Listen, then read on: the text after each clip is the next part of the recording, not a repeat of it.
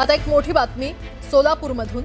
सोलापुरात डीपीडीसीच्या निधीवरून काँग्रेस आणि भाजपमध्ये जोरदार घमासान झाले। टक्केवारी मिळत नसल्याने डीपीडीसीचा निधी थांबवला असा गंभीर आरोप खासदार प्रणिती शिंदेंनी पालकमंत्री जयकुमार गोरेंवर केलाय। तर प्रणिती शिंदेंच्या आरोपांना भाजपचे आमदार देवेंद्र कोठे यांनी जोरदार प्रत्युत्तर दिले।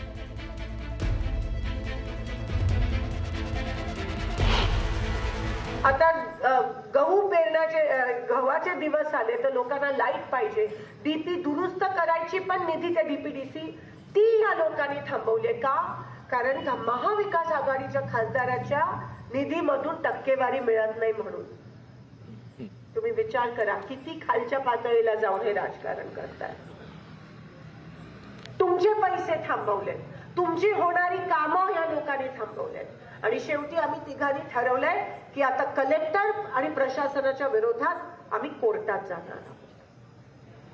कमिशनरच्या विरोधात तर मी गेले, कलेक्टरच्या विरोधात पण आम्ही कोर्टात जाणार। आम्ही गप्पा बसणार नाही।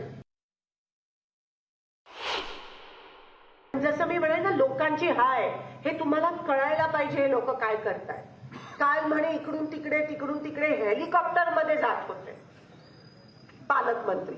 शो, फक्त शो, जमिनीपासून अस्तित्वापासून वंचित आहे। त्यांना माहिती नाही काय चाललंय जमिनीवर, फक्त शो करतात ही लोक।